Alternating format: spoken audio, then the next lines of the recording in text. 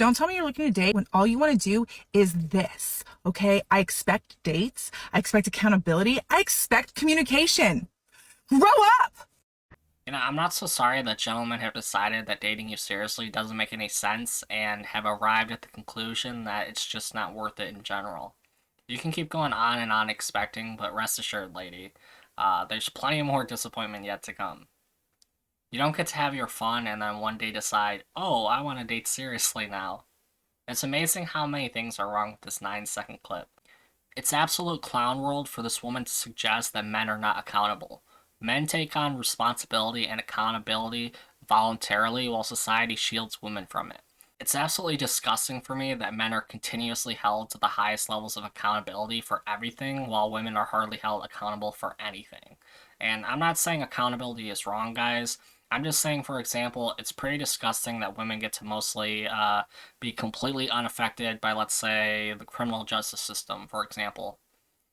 You grow up, lady. You made poor decisions, and now you have to live with the consequences. Stop trying to avoid accountability by rallying randoms on the internet to emotionally support you in your bad decisions.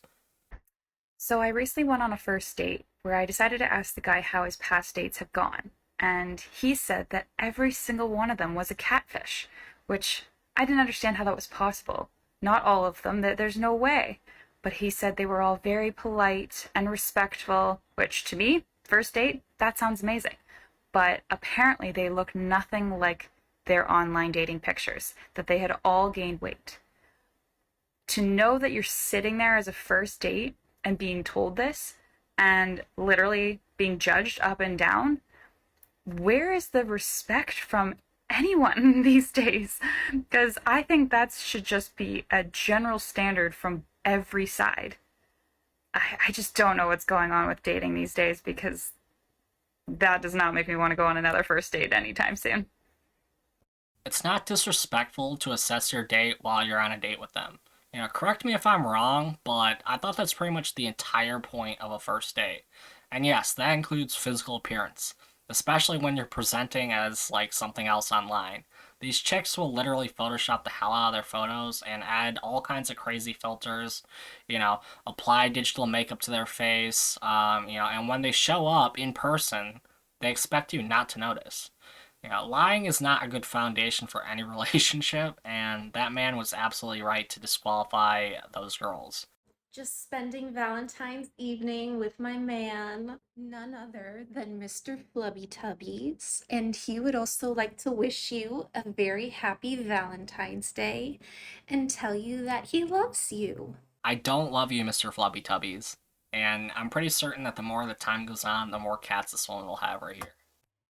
The other day, I accidentally went on a date with a libertarian. Before anyone else starts to get anything else into this video, I am not a libertarian, very obviously. I'm not going to talk too much about politics, just all you need to know is I am not a libertarian, and I'm not a big understander of that support. Anyways, getting into this, so I have this guy over for a date. We are having a wine and soup night. I made this man soup. It was delicious soup. It was a very, very nice soup. Anyways, we are talking, and eventually he decides to bring up politics for whatever reason.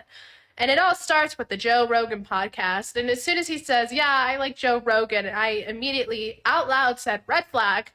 And he goes, no. And he tries to explain why he listens to Joe Rogan. I'm like, I cannot support you listening to Joe Rogan, nor can I believe we are saying this name in my own apartment currently at this moment. Anyways, he keeps going, and I am just sitting on the couch, drinking wine, wanting this to be over, slowly getting a little more tipsy than I probably should for this situation. And he keeps going, and eventually he just stops, he looks at me, he goes, you are very pretty, but I think our views are very different. And I go, I agree, sir. I agree.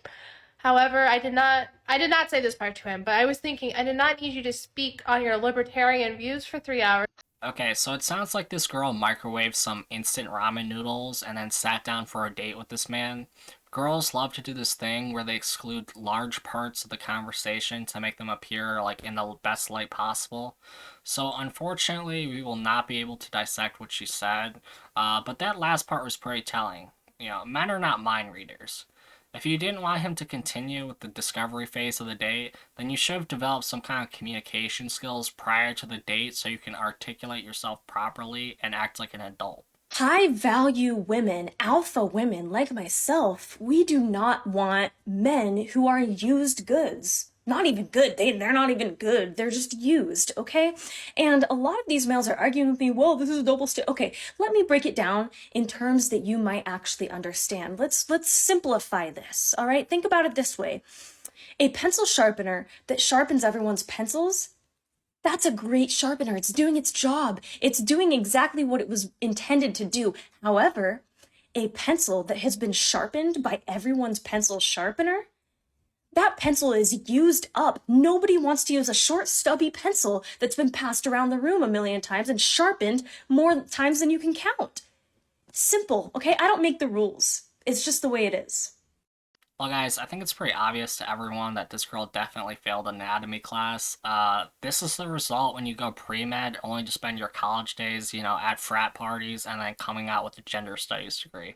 So when I went out with this guy tonight for work, I asked him if he listens to any podcast, and he said he listens to Joe Rogan. Like, I told this man that I'm bi, and he really sat there across the table from me and told me he listens to Joe Rogan. Lots of bashing on Joey today. These chicks are always surprised when you don't bend your preferences and who you are as a person to appease them.